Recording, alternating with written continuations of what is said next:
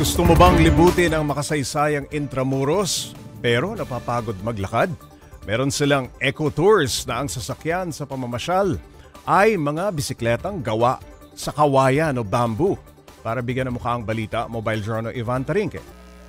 Aesthetic at maasahan, ganyan ang tinatawag na bambike na ginagamit ng mga turistang lumilibot sa Intramuros. Galing daw Tarlac ang mga kawayan na isa-isang pinatuyo at pinakinis para mabuong bisikleta. Ginamitan din ito ng abaka at resin, isang kakaibang kombinasyon ng kasaysayan, kultura at inobasyon. Mapapalingon ka hindi lang sa disenyo nito, kundi sa hangaring isulong ang sustainability at ecotourism sa bansa. Dahil very unique nga yung concept namin ng bamboo bike. Yung mga turista, mga foreign tourists, pag nakikita nila yung mga bike rentals namin, mga bike namin around Intramuros, tinatanong nila kung saan kayo nag-rent niyan? Bata man o matanda, pwedeng mag-enjoy sa bambike tour sa halagang 100 pesos per hour. Hindi na mabigat sa bulsa. Ang kailangan lang, mag-iwan ng ID. At para sa mga bagets, kailangan pa rin ng adult supervision para sa kaligtasan. May bigat limit din ito.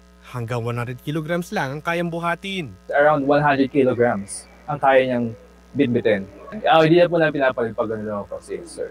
Hindi lang turismo ang binabahagi ng bambike. Sa bawat bisikleta, may puhunan ng tradisyonal na gaiting kamay. Umaabot ng 10 taon ang lifespan ng isang bisikleta. Depende sa pag-aalaga. Ang frame pa lang, nasa 30 to 35,000 pesos na, habang 60,000 pesos naman ang inaabot sa kabuuan. At sa pag-unsad ng teknolohiya, nagde-develop na rin sila ng electric bamboo bike. Meron na po siya ng prototype na bamboo bike na may electric, na may nakakabit na electric. So yeah, nasa prototype na po kami ngayon. Sa bawat pedal ng bisikletang ito, hindi lang Intramuros ang naiikot, kundi ang adhikaing itulak ang mas berde at mas sustainable na turismo sa Pilipinas. Mobile Journal Ivan Tarinque po, hatid ang mukha ng balita.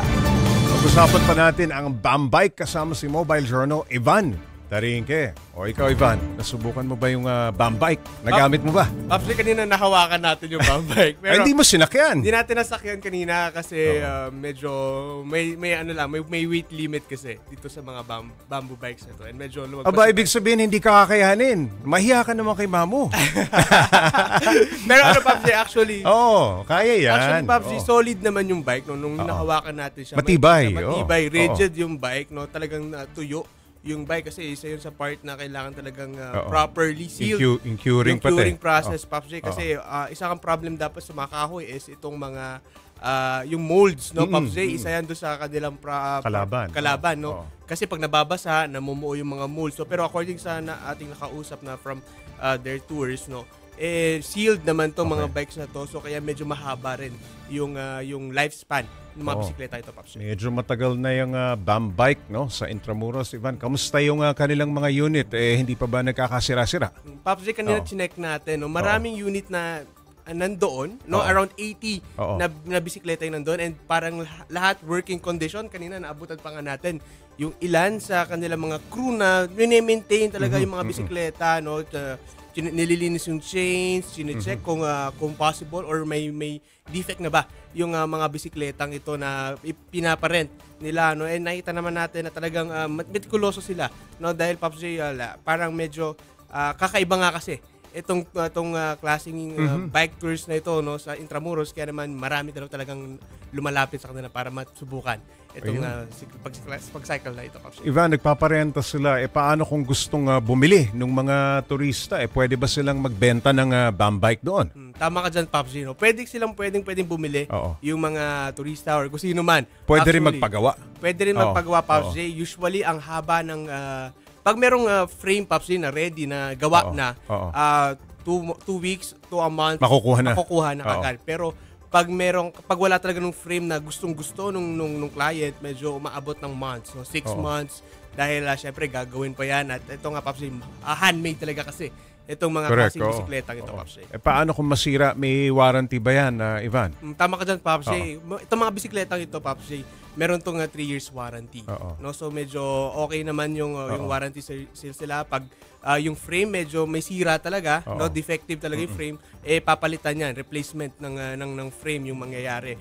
And yun, Papsi, no, and yun nga, depende kasi talaga yun doon sa pag-aalaga kung paano mo gagamitin, ano? Tama ka dyan, Papsi. Depende yan pa rin doon sa pag-maintain mo ng mga bisikleta ito, Papsi.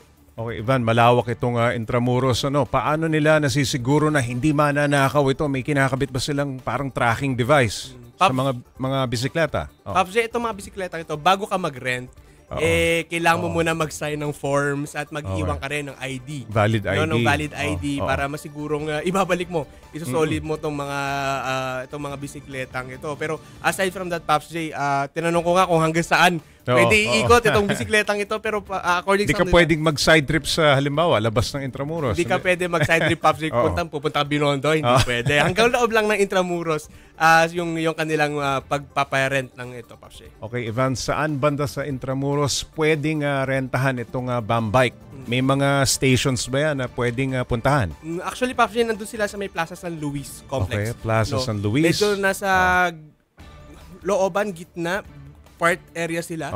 Pero madali naman silang ma-identify kasi may signage yun. May signage naman at makita ka ng pila-pilang mga bisikleta sa labas nung kanilang shop, no. So madali silang mahanap and searchable din sila, Pops, online. Alright, maraming salamat, Mobile Journal Ivan Tarinque.